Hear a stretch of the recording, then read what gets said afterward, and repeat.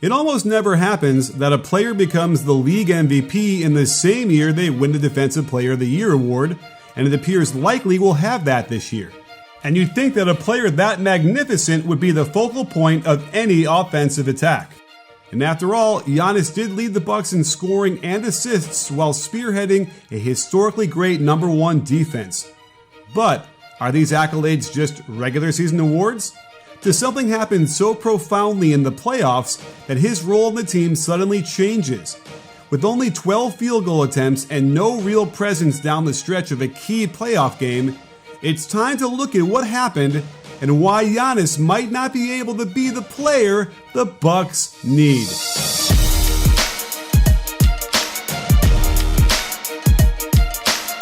Let's start out by examining what the Heat defense was doing to thwart the usually overpowering Greek Freak attack.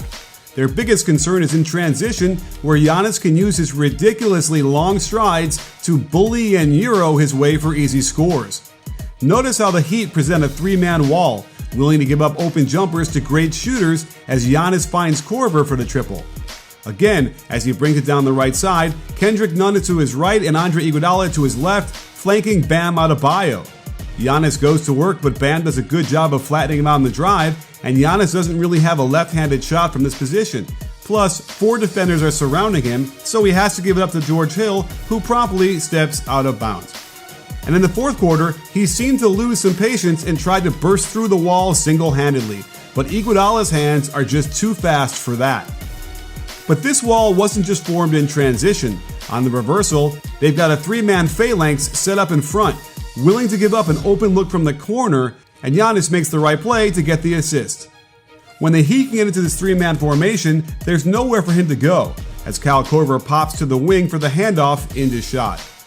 Speaking of Korver, one reason Giannis got so few shots last night is because whenever he was out there with him, Giannis barely looked at the rim, intent on standing around and waiting for Korver to run around for the handoff into an outside shot. It was a little strange to see how consistent this was, turning the reigning MVP into little more than a role-player big man from the 70s. If he wasn't holding the ball with his back to the basket looking for Korver, he was screening for him as much as possible, desperate to get him open for his lethal shots from behind the arc. This then brings us to another very curious role he takes on in their offense, as their primary screener and dribble handoff guy. It is truly remarkable how often it's his job to simply set good screens in the offense. Of course, he's a big player with wide shoulders and a strong base, but when you look at this in the context of an MVP and top 3 player in the league, it's kind of startling. No other top ball handling player screens for other players so much. Normally, it's those players who get the screens, but instead, I was taken aback by how much Giannis resembles a center from the 90s, just setting pin downs into ball screens and then rolling to the hoop strong, hoping to suck some defenders in with his gravity to open up shots for other players.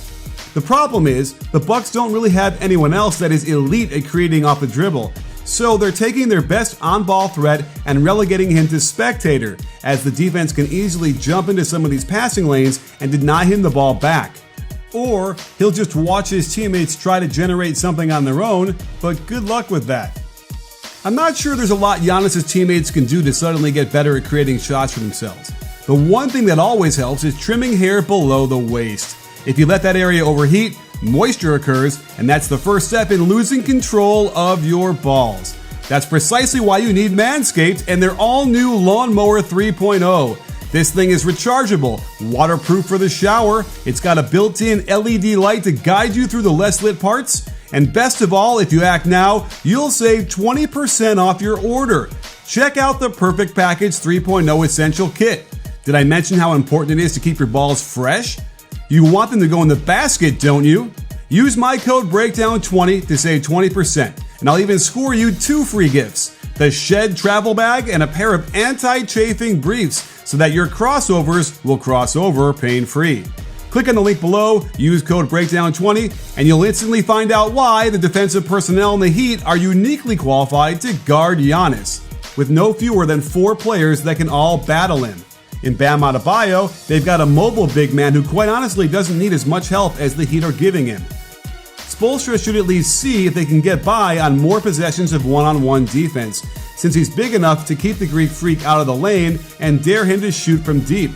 Andre Iguodala is just another irritant with quick hands who has the IQ to frustrate Giannis to no end, and I can guarantee we'll see several instances in this series where Giannis will be so frustrated having to go against him, he might even disengage and not even try to look for a shot. With his constant stripping of the ball, even the foul calls will wear on Giannis and make him overprotective of the ball. Jay Crowder is the first guy who gets a crack at him in this series, and you'll see him willing to give up any kind of jumper from outside 15 feet. And it's that cushion that enabled Giannis to find some success early on in the game. Yet I'm sure Spoelstra was just as happy to see him take these as Budenholzer was at seeing them go in. If you don't believe me, here's Bam giving him 10 feet of room and not even putting a hand up, but credit to Giannis for knocking down this practice shot. I'm sure Spoelstra will look at the footage and make a little adjustment to cut down on some of these Crowder possessions, since Giannis' only success was being guarded by him. But I think the best defender the Heat have is Jimmy Butler. Don't forget, when he started his career, he was known as a clamp-down defender. And we've seen Giannis avoid going at top defenders before, like Kawhi Leonard. So when the Heat sixed Butler on Giannis in the second half, it was no surprise he went 3 for 8 for only 9 points, as Butler can help on the drive, but also lure him into another three-point attempt. He missed his last 3 threes. The Bucks should be trying to attack mismatches, like Duncan Robinson or Tyler Hero, and yet they screen with Hill, Jimmy Butler's man, and it erases the offense almost entirely when they can lure the long shot into a brick and save energy. But the biggest issue overall has been well documented. No, contrary to popular belief, it's not the way he manscapes, use my code BREAKDOWN20, it's his jump shot. Despite his improvement shooting in the playoffs so far, teams will continue to give him a ridiculous amount of room and dare him to shoot it. The Bucks' attempts to help him mitigate this issue tend to be stagnant offense, getting it to him like Paul Pierce and Dirk Nowitzki at the free throw line. But the problem is, he can't shoot it like those guys, so these kinds of actions short circuit pretty quickly. Also, there are key moments, like the end of the third quarter, where Giannis simply must have the ball and create something, but instead, he's nowhere to be found and they generate a tough shot. This game is a good example. He hit his first 2 3-pointers, one very early in the game with no pressure on the outcome, and the second one in the third quarter with a 3-point lead. But his last 2 misses were when they were losing in the fourth quarter, when the pressure is truly on and his shaky shooting mechanics get even shakier. Aside from the 3-point shooting, he really doesn't shoot well from anywhere outside of about 6 feet from the rim. But it's his free throws that cause a whole other set of issues. While the rules have changed for Hack-a-Shaq, and they can't just grab him once the Bucks get the ball, since he does have the ball in his hands so much already, the Heat can be fast and loose with the hands, almost preferring to put him on the line and take their chances there. He's shooting under 56% from the line in the playoffs, and taking almost 9 of them a game. What's wrong, you may ask? Well, in a quick nutshell, he's got no energy transfer, the legs barely bend, he lifts on his toes inconsistently, the ball starts way too high and eliminates any rhythm, and what is his left hand doing behind the ball? And this changes the whole complexion of end-of-game scenarios.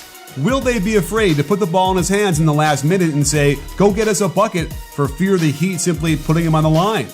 That seems reasonable, and all of these things certainly explain why he didn't get a ton of shots last night. But what does it say about your MVP that he really can't be called upon to win the game for your team? What does it say about your MVP that he's relegated to playing like a backup center from decades ago whose main job was just to set tough screens? To top it off, the Defensive Player of the Year was sitting on the weak side as a spectator, as Jimmy Butler was single-handedly winning it with 6 buckets in the fourth quarter alone. In fact, it was Jimmy Butler doing his impersonation of what an MVP should look like down the stretch of a big playoff game. And you bet your butt Giannis is going to have to adjust on both ends to help turn this around for the Bucks, since they are too talented and have had too good a season to just lay down to the Heat. With Eric Bledsoe coming back at some point, it does give them another creator once Giannis gets doubled and gives up the ball. But this Miami Heat team is uniquely qualified to play the Bucks, both with the coaching preparation and personnel matchups to give them serious problems.